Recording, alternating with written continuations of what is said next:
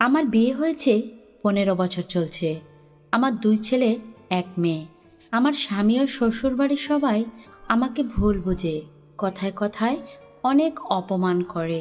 সামান্য কিছু নিয়ে কথা কাটাকাটি হলে আমাকে মারধর করে। বলে রাখি, আমরা 4 যা, আমি 3 নাম্বার। 3 জন বউ, ওদের কারো বেবি নেই। আর সবাই পৃথক, কিন্তু সবার অবস্থা ভালো, শুধু আমার ঘরে অভাব।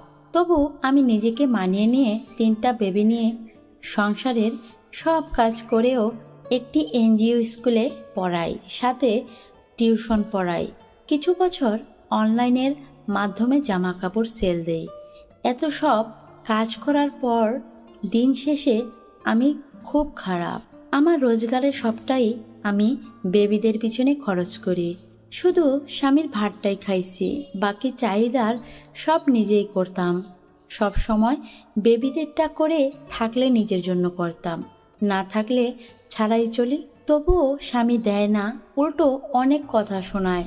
তাই কিছু চাই না। সামান্য কিছু নিয়ে কথা কাটাকাটি হলে আমাকে খাবারের খোঁটা দিবে, ঘর থেকে বের করে দিবে, বাপ মা তুলে গালি দেয়। তাই আর সহ করতে না পেরে আমি বেবিদের নিয়ে বেরিয়ে আসতে চাই। আমাকে তখন ছেলে মেয়ে রেখে বের করে দেয়।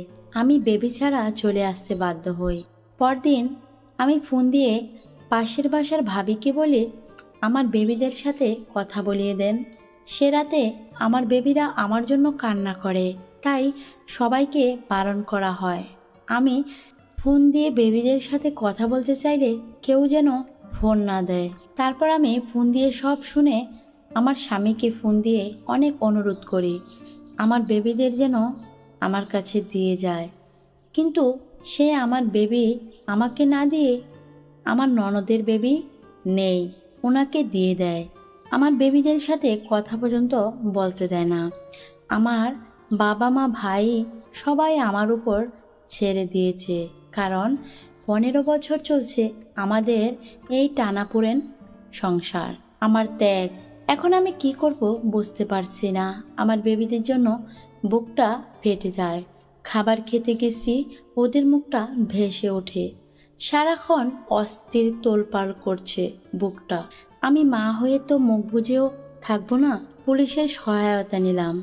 পুলিশ নিয়ে স্বামীর বাসায় গেলে আমি বাচ্চাদের মারি, নির্যাতন করি, এমন সব অপরাধ চাপিয়ে দেয় আমার উপর। আমি বারবার বলি বাচ্চাগুলোর সাথে দেখা করাতে, তারা দেখায় না, কারণ বাচ্চাগুলো আমার ননদের ওখানে আছে, তাই দেখাতে পারে না। আমি না পাচ্ছি বলতে, না পাচ্ছি সইতে। উল্টো পুলিশ আমাকে বলল আর যদি এমন খবর শুনি জেলে ভরে দিব। দুঃখে কষ্টে ওখান থেকে বের হয়ে আসি। কি করব বুঝতে পারছি না। মার কাছে যাই, প্রায় স্বামীকে ফোন দেই, রিকোয়েস্ট করি বাচ্চাদের জন্য। কোনো কাজ হয় না। মাথায় কিছুই যখন কাজ করছে না, মনে মনে ভাবি স্বামীকে খুন করে ফেলবো। পরে আবার ভাবি তাহলে ওদের সাথে আর আমার সাথে পার্থক্য কি। এভাবে কেটে যায় কিছুদিন। আমি একদিন দেখলাম আমার ছোট্ট বাচ্চাটাকে নিয়ে ওর ফুপু মার্কেটে গেছে। আমিও পিছু পিছু যাই। পিছন থেকে মেয়েটা আমাকে দেখে কান্নায় ভেঙে পড়ছে। মনে হচ্ছে আমাকে চিনতে পারছে, ভুলেনি এখনো যে আমি ওর মা।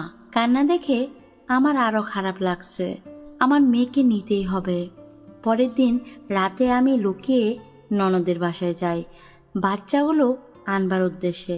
যাওয়ার পর তাদের পালিত কুকুরগুলো চিল্লানোর কারণে আমি ধরা পড়ে যাই।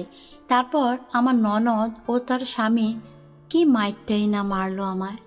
কাঁদতে কাঁদতে বের হয়ে যাই। রাস্তায় এক গাছের নিচে বসেছিলাম। হঠাৎ এক উকিলের সাথে দেখা হয়ে গেল। ভাগ্যকর্মে যার কেউ নেই তার উপরওয়ালা আছে ঠিকই। আমার শরীরে মারা চিহ্ন দেখে আমায় বলল কোনো সমস্যা?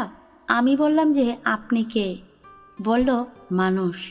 আমি বললাম পৃথিবীতে এখন মানুষ কই, সব তো অমানুষ। এটা বলাতে সে বুঝে গেল কিছু একটা হয়েছে। উকিল ছিল মহিলা। আমি সব কিছুই খুলে বললাম। সে আমাকে ভরসা দিল আমার পাশে থাকবে। 2 দিন পরেই আমার স্বামীর বাসায় নোটিশ পাঠালো কোর্টের। বিচার শুরু হলো কোর্টে। প্রথম দিন আমার বাচ্চাদের আনেনি, তাই ভালো কিছু হলো না। পরের বার সব বাচ্চাদের নিয়ে আসার কথা ছিল কোর্ট থেকে। পরের সপ্তাহে আবার বিচারে বসে, আর আমার ছেলে মেয়েরা আমাকে দেখা মাত্রই মামা বলে কান্না করতে থাকে। বড় মেয়েটা একটু বড় থাকার কারণে সব খুলে বলে। ওর বাবা আমাকে মারতো, সেগুলোও বলে। পরে ওর বাবার 2 বছরের জেল হয়, আর আমার ননদও তার স্বামী আমাকে মারার কারণে জরিমানা হয়। অবশেষে আমার মেয়েদের পেয়ে যায়, আর আদালতে আইন অনুযায়ী আমাদের মা ও সন্তানদের আমার স্বামীর পরিবার কিছু টাকা দেয়। আমি ওই টাকা দিয়ে একটা পার্লার দিই, আর খুব ভালো আছি ছেলে মেয়েদের নিয়ে।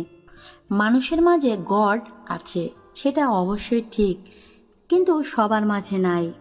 মহিলা উকিল আমার পাশে না দাঁড়ালে বুঝতাম না যে সত্যের জয় হবেই। ধন্যবাদ বন্ধুরা, ভালো লাগলে পাশেই থাকবেন।